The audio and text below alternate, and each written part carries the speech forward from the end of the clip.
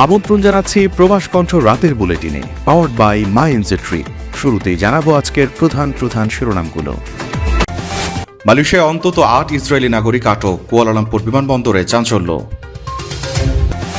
মাদারীপুরে Malaysia প্রবাসীর স্ত্রীর ঝুলন্ত মরদেহ উদ্ধার, পরিবারের অভিযোগ হত্যা। দেখছিলেন শিরোনাম, এবার বিস্তারিত। আপনিও কি আপনার নেক্সট ট্রিপ প্ল্যান করছেন? তাহলে আপনার জন্যই মাইএনজেট্রি, যেখানে এয়ার টিকেটস এবং হোটেল সব পাওয়া যাবে এক প্ল্যাটফর্মে, with a very affordable fares and endless options. With মাইএনজেট্রি আপনার ভ্রমণ হবে একদম নিশ্চিন্তে। মালয়েশিয়ার কুয়ালালামপুর আন্তর্জাতিক বিমানবন্দরে গত কয়েক মাসে অন্তত ৮ জন ইসরায়েলি নাগরিককে আটক করা হয়েছে। ইসরায়েলি সংবাদ মাধ্যম ওয়াইনেট এর বরাতে তথ্য জানা গেছে।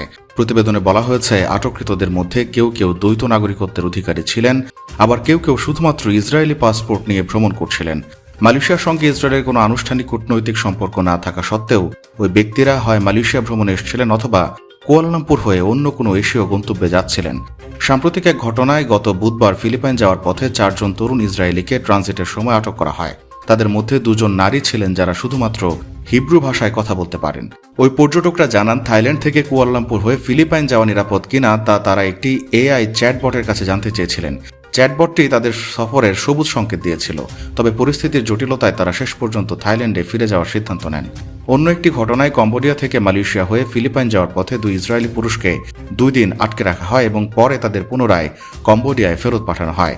প্রতিটি ক্ষেত্রেই সিঙ্গাপুরে নিযুক্ত ইসরায়েলি রাষ্ট্রদূত ইলিয়াহু ভেরেড হাজান এবং কনসাল নোয়া ওভেড মধ্যস্থতা করেন। তাদের হস্তক্ষেপে আটককৃতদের মুক্তি দেওয়া হয় এবং তাদের গন্তব্যে যাওয়ার অথবা পূর্ববর্তী স্থানে ফিরে যাওয়ার ব্যবস্থা করা হয়। এ ঘটনার পর ইসরায়েলি রাষ্ট্রদূত ইলিয়াহু জানান, তার দেশের নাগরিকদের মালয়েশিয়া ভ্রমণে কঠোর সতর্কবার্তা দিয়েছেন। তিনি জানান, যখন জীবন ঝুঁকির মুখে থাকে তখন সব ঠিক হয়ে যাবে বলে বসে থাকা যায় না। আমি জাতীয় নিরাপত্তা কাউন্সিলের ভ্রমণ সতর্কতার উপর জোর দিচ্ছি। মালয়েশিয়া ভ্রমণ বা সেখানে ট্রানজিট নেওয়া এড়িয়ে চলুন। তিনি আরও উল্লেখ করেন, আটককৃতরা কোনো আইন ভঙ্গ বা অপরাধ না করা সত্ত্বেও মালয়েশিয়া এই পরিস্থিতির সম্মুখীন হয়েছেন।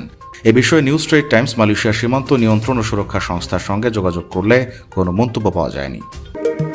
মালয়েশিয়ায় থাকেন, আন্তর্জাতিক কর্মপরিবেশে স্মার্ট ও সফল ক্যারিয়ার করতে প্রস্তুত, তবে আপনাকে খুঁজছে প্রাণ মালয়েশিয়া। সমগ্র মালয়েশিয়া জুড়ে বিভিন্ন পদে আপনি হতে পারেন আমাদের পরবর্তী টিম মেম্বার। আপডেটেড সিভি সহ হোয়াটসঅ্যাপ করুন এই নম্বরে। মাদারীপুরের রাজৈরে রুমি বেগম নামের এক গৃহবধূর মরদেহ উদ্ধার করেছে পুলিশ। পরিবারের অভিযোগ, রুমিকে পরিকল্পিতভাবে শ্বশুরবাড়ির লোকজন হত্যা করেছে। শনিবার নিহতের মরদেহ উদ্ধার করে মাদারীপুর সদর হাসপাতালের মর্গে পাঠিয়েছে পুলিশ। নিহত রুমি বেগম গাংকান্দি শাখারপাড় গ্রামের মালয়েশিয়া প্রবাসী শিপন মোল্লার স্ত্রী ও গোবিন্দপুর গ্রামের সোনামিয়া মাতব্বরের মেয়ে। তিনি 3 সন্তানের জননী ছিলেন। স্থানীয় সূত্রে জানা গেছে, রাজৈর উপজেলা ইসিবপুর ইউনিয়নের শাখারপাড় গাঙ্গকান্দি গ্রামের বীর মুক্তিযোদ্ধা হালিম মোল্লার বড় ছেলে শিপন মোল্লার সঙ্গে 2012 সালে বিয়ে হয় রুমির। তাদের 3টি সন্তান রয়েছে, তবে রুমি বেগমের সঙ্গে প্রায়ই শ্বশুরবাড়ির লোকজনের কলহ লেগে থাকত। নিহতের বড় বোন সুমি আক্তার বলেন, বিয়ের পর থেকে রুমির শ্বশুরবাড়ির লোকজন বিভিন্ন সময় শারীরিক ও মানসিক চাপে রাখত। শুক্রবার রাত 10টার দিকেও বোনের সঙ্গে কথা হয়েছে। সে আত্মহত্যা করতে পারে না, তার শরীরে বিভিন্ন জায়গায় আঘাতের চিহ্ন রয়েছে। পরিকল্পিতভাবে হত্যা করা হয়েছে রুমিকে। আমরা এর সঠিক তদন্ত বিচার দাবি করছি। রাজৌর থানার ওসি কুতুবুদ্দিন আহমেদ জানিয়েছেন, মরদেহ উদ্ধার করা হয়েছে। নিহতের পরিবার একটি অপমৃত্যু মামলার প্রস্তুতি নিচ্ছে। এ বিষয়ে পরবর্তী আইনি ব্যবস্থা নেওয়া হবে।